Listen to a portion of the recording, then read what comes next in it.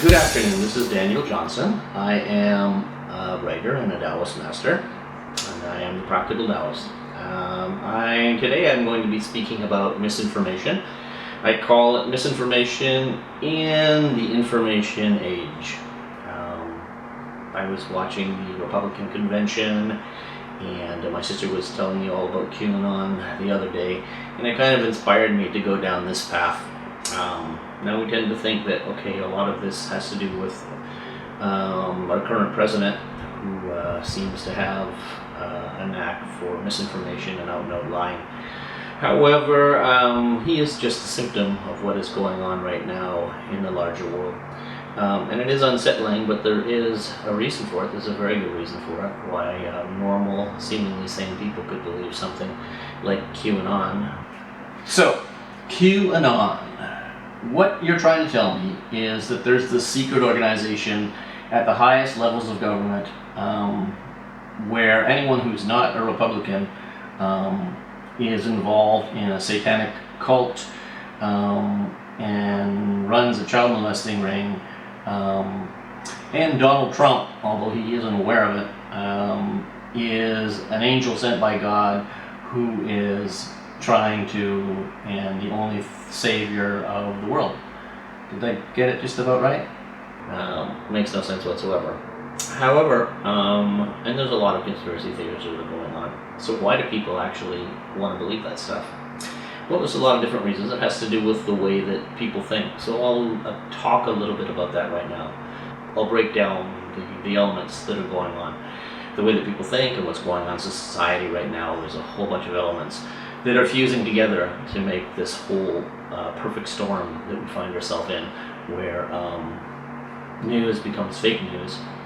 What is it, the YouTube song, Fact is Fiction and TV Reality?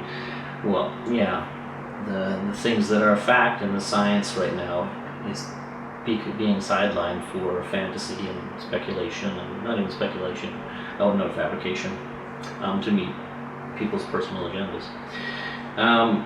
But underneath everything, it's human nature.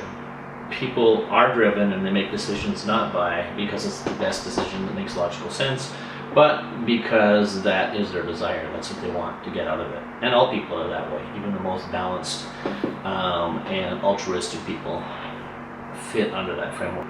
The information overload right now that's been going on for the last probably 2 decades, is something relatively new, and it seems like it's been with us for a long time. Especially people who are born into it tend to think, okay, well, this is always the way that it was, and this is the way that the world is.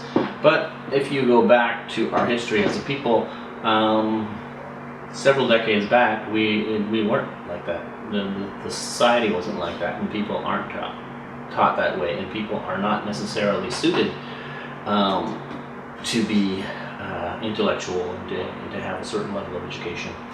I look at education now and compare it to when I was a child, and I look at what demands that a student has right now, even in primary school, compared to what I had when I was younger, and there's just no comparison. I mean, I look at those guys and I feel sorry for them. They have to learn stuff, and they have to learn very fast. And not everybody is suited for that. Not everybody wants to be intellectual. Not everybody wants to think. Not everybody wants to have that level of understanding and put in that level of effort to become academic and to become a scientist or an engineer or whatever. A lot of people who are just can't go there. They're just not suited for that type of life. They're not suited for academia, for college. And there's a lot of people that just don't even want to go there. They just don't have the desire to do it. And that's part of the rebellion that's going on right now. That's one element. Another element is that, and you can think about this on your own, would you want to understand something on your own, or would you want to trust that somebody that's a supposed authority telling you that that's the way that it is? Well, that kind of makes sense when you look at the whole conspiracy theory thing, and why people latch onto conspiracy theories, and why people want a simple explanation that they can understand and that they can hold on to and that they can rationalize in their own minds, compared to something that takes trust in the whole scientific and intellectual apparatus. So sometimes it's much easier for someone to be able to believe that the world is flat because they look out on the horizon and they see, oh, that's a flat horizon, I can see it, therefore it's flat. As opposed to wrapping their head around a whole bunch of theories that are sound, or maybe sound in their mind, but have to do with a whole bunch of stuff that they don't have any practical experience, and they will never get any practical application or experience in actually knowing and understanding it. So in that way, it makes sense. People's education, people want to feel comfortable that this world is something that they know and something that's real. And as I said before, people are not driven by intellectual, by cognitive thoughts. They're driven by desire. They're driven by what they want. So if you ever get into a discussion with someone, you will find that it's rare to have an actual discussion with someone. It generally turns into a debate, which generally moves to the realm of argument, because somebody has their point of view and they want to bring across that point of view and they want to convince you of it, and then it becomes a debate, as opposed to just looking at both sides of it and trying to rationally work the thing out together. And that does happen, but it's not as easy, it's not as often, because in order, in human nature, in order for people to have a conversation, much more is going on than just giving away ideas, an exchange of ideas. There's a whole bunch of other stuff on an emotional and physiological level that most people don't pay attention to, and that few people really understand. But it's actually the more important aspect of the conversation, because people engage in conversation quite often for what it gives to them emotionally and what it gives to them physiologically. So even if you're the most intellectual person, sometimes if you're having a conversation with the right person, it's stimulating. You want to win the debate, you want to win the conversation, you want to get your point across. It's like the old analogy that I used to tell people before, that people sometimes get into. Yes, you can always win the argument, but be careful you don't lose the boyfriend in the process. And we often do that. We get into a conversation and we're adamant about what's going on, but then we cause damage in the relationship because we say and do whatever it takes to win the argument or the conversation or the debate. And in that case there, you have to look at the larger picture, because you've just been pulled in emotionally into something that you didn't necessarily, but when you look at it in retrospect, you'll say, okay, that really wasn't really something worth sacrificing my relationship over. With science, as all-encompassing as it is, and as powerful as it is, it really is a leap of faith. You're asking people to believe a whole bunch of stuff that they can't really see or they can't experience directly. And that's why a lot of people go towards pseudoscience or clear conspiracy theories or clear lies, because they can see it right now and they can believe it. And they get the comfort and feedback from that belief. And that's really what is most important. Or the whole focus has been on entertainment. The whole focus in modern society for a lot of countries has been shifted towards entertainment, even in news. So news switched somewhere down the line into a source of entertainment for people. So it wasn't as important to get the facts as it was to be entertained. And that whole thing, that whole theme has become recurrent in a lot of things in our society. Entertainment is on the top end of the bar. People want to be entertained during news, during shows. They want to be entertained even in their neighborhood. They want to be entertained by their friends. There's this whole focus on entertainment.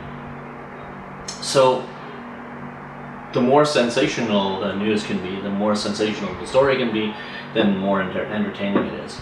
But the motivation for people still is they want the buzz and they want to be entertained. So that's why an extremely radical theory or controversial story can have a lot more appeal than a factual news story. Social media outlets like Twitter and Facebook take away any of the policing that we had in the past. Now anyone can publish anything and you can make it look like news. And people will watch it and people will read it based on the appeal, the shock appeal, or the educational value of it.